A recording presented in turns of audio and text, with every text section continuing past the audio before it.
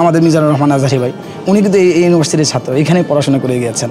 এরপর আমাদের তাফসীরের উপর পড়াশোনা করে গিয়েছেন। ডক্টরের কাছে গেলে বলে বাংলাদেশ মাশাআল্লাহ তোমরা অনেক ভালো, মানে তারা আমাদেরকে দেখলেই মনে করে যে আমরা অনেক ভালো স্টুডেন্ট। আলহামদুলিল্লাহ। আপনার এখান থেকে একটা ছেলে যদি চায় সে অক্সফোর্ড, হার্ভার্ড যে কোনো ভার্সিটিতে সে অ্যাপ্লাই করতে পারবে, এই সুযোগটা আছে। আলহামদুলিল্লাহ। ভিসা নীতি থেকে শুরু করে সব কিছু সহজ করা হয়েছে। ভর্তি সিস্টেমগুলো অনেকটা সহজ করেছেন। ইচ্ছা করলে আপনি যদি স্কলারশিপ নাও পান, আপনার নন স্কলারশিপ অর্থাৎ আপনার বাপের পকেটের টাকা খরচ করে আপনি এখানে পড়তে পারবেন।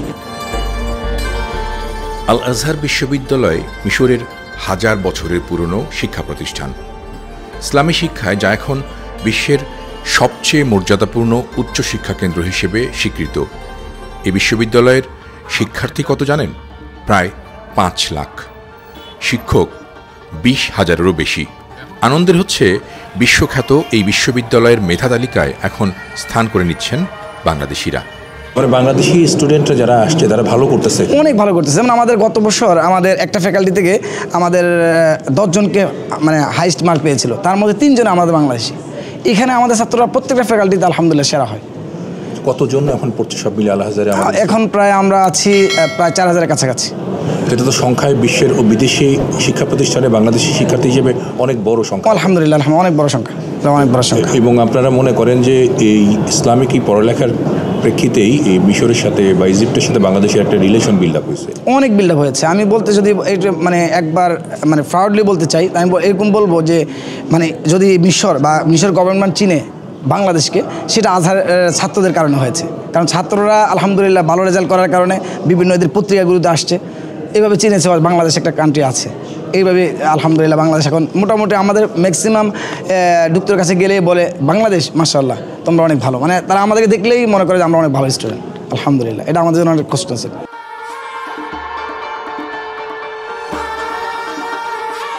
প্রায় 4000 বাংলাদেশি শিক্ষার্থী পড়ালেখা করছেন আল আজহারে। তাদের অনেকেই এখন সেরাদের সেরা। কায়রোর বিশ্ববিদ্যালয় ক্যাম্পাসে তাদের সম্মানও অনেক। বিশ্ববিদ্যালয়ের শিক্ষক এবং ভিনদেশি শিক্ষার্থীদের কাছে খুবই জনপ্রিয় বাংলাদেশি এই আজহারিরা। ইসলামিক প্রতিষ্ঠান থেকে যারা পাশ করে বেরোচ্ছে তাদের অনেকেরই আগ্রহ হচ্ছে আজহারে পড়ার। কেন সেটা যদি একটু ব্যাখ্যা করেন। আজহারের পড়ার আগ্রহগুলোর অনেকগুলো কারণ আছে। আপনি অন্য মানে আজহারকে ছাড়া অন্য ইউনিভার্সিটি যেতে পারেন, কিন্তু আজহারের যে এলেম আছে, আজহারের যে চিন্তা চেতনা, এটা অন্য ইউনিভার্সিটিতে কতটুকু পাওয়া যাবে আমাদের। যেমন দেখেন এই আল আজহার ইউনিভার্সিটি হচ্ছে এমন একটা ইউনিভার্সিটি যেখানে আপনার মত, আপনি যে মতে আছেন ওই মতে ঠিক আছে, আপনি ওই লেবাসটা কখনো সে ছোটো করে দেখে না। আমাদের অন্য ইউনিভার্সিটি বলেন বা যদি আমরা বলি মাদ্রাসার লাইনে, তখন উনি একটু কি জানি হলুদ পড়েছে বা লাল পড়েছে, আমি চিন্তা করলাম দূর আমি তো নীল পড়েছি। এই যে লাল নীলের এগুলো কোনো মানে ব্যবধান ইসলামী নেই, এটা আমি আর আপনি বানিয়েছি যে উনি লাল পড়লো কেন, নীল পড়লো কেন, সাদা পড়লো কেন। আজহার হচ্ছে আপনি লাল পড়লেন কি নীল পড়লেন ওইটা আজহারের দেখার বিষয় নেই। আর আপনার পেটের ভিতরে এলেম কতটুকু আছে এটা আজহার দেখে।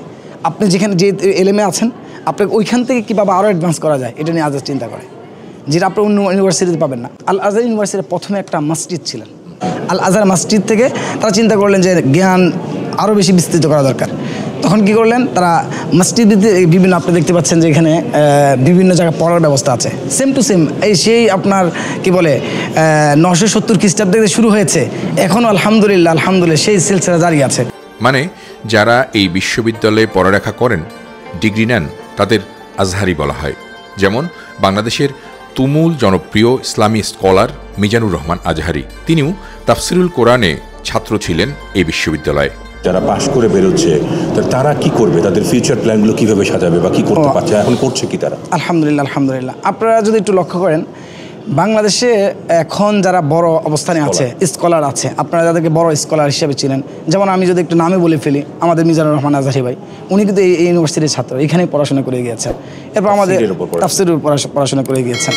এরপর আমরা যদি আরেকজন প্রসিদ্ধ বক্তাকে দেখি যে সাদিকুর রহমান আজহারি সাহেব, উনি আলহামদুলিল্লাহ এই ইউনিভার্সিটির ছাত্র।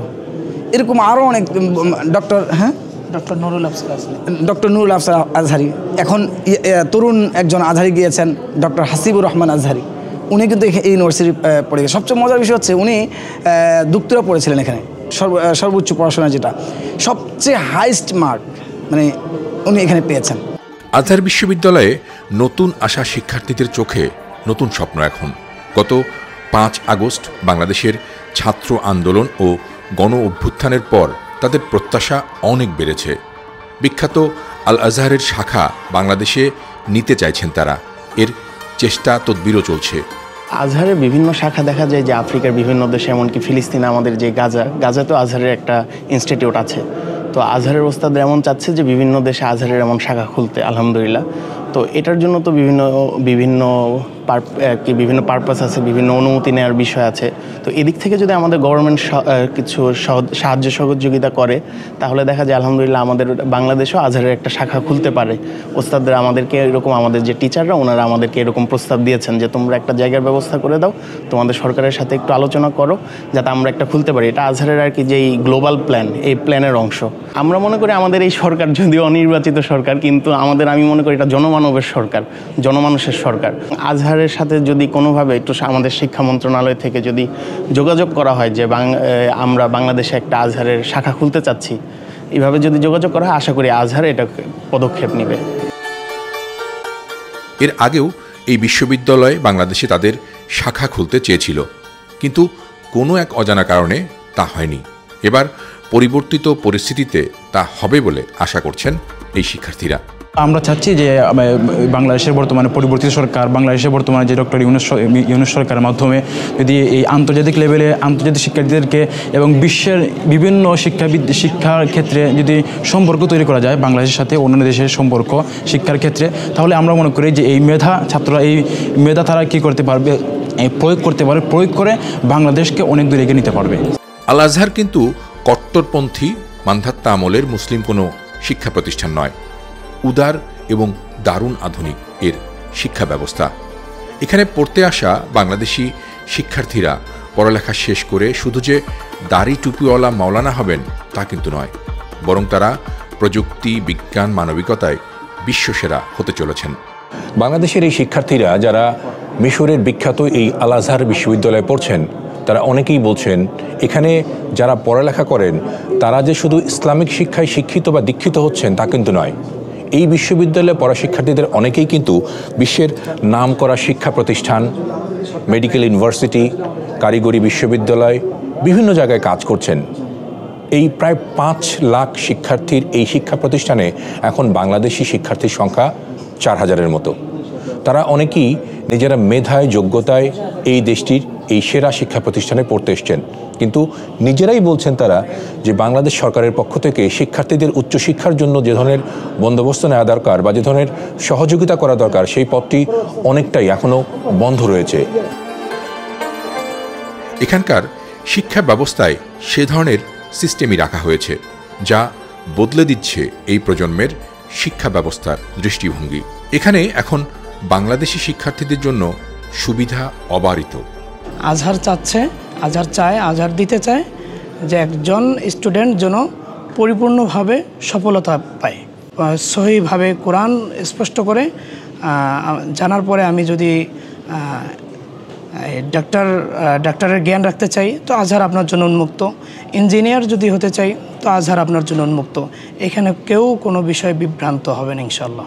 আমরা আমাদের দেশের থেকে সেই সুযোগগুলো না পাওয়াতে আমরা এখান থেকে অন্য কোথাও যেতে পারছি না, সাপোর্টটা আমরা পাচ্ছি না। আমরা আমাদের সরকারের কাছে, আমাদের দেশবাসীর কাছে, বিশেষ করে উলামায়ে কেরাম এবং সকলের কাছে আমরা একটা আবেদন করব যে সরকার যাতে আমাদেরকে একটু সহযোগিতা করে, আমাদের মেধা যাতে এগুলো হারিয়ে না যায়, আমরা যেন আবার দেশে গিয়ে দেশের উন্নয়নে, দেশের অর্থনীতিতে, দেশের পড়ালেখা, দেশের শিক্ষা সংস্কৃতিতে আমরা অবদান রাখতে পারি। এটা আমরা সরকারের কাছে চাবো, দেশবাসীর কাছে আমরা আবেদন করব। বিশ্বের বিভিন্ন দেশ থেকে পড়তে আসা বাংলাদেশি শিক্ষার্থীদের কাছে এখন অন্যতম গন্তব্য এই আল আজহার। পড়ালেখার খরচ কম, হালাল খাবার, সম্মান, মানসিক প্রশান্তি সবই মিলছে একসাথে এই ক্যাম্পাসে। রাষ্ট্রীয় উদ্যোগে এই ধরন চালু করতে আজহারের শাখা বাংলাদেশে খুলতে পারলে শিক্ষা ব্যবস্থার ব্যাপক পরিবর্তন হতে পারে বলে মনে করছেন এই শিক্ষার্থীরা। মিশরে আলহামদুলিল্লাহ ভিসা নীতি থেকে শুরু করে সব কিছু সহজ করা হয়েছে, ভর্তি সিস্টেমগুলো অনেকটা সহজ করেছেন। ইচ্ছা করলে আপনি যদি স্কলারশিপ নাও পান, আপনার নন স্কলারশিপ অর্থাৎ আপনার বাপের পকেটের টাকা খরচ করে আপনি এখানে পড়তে পারবেন।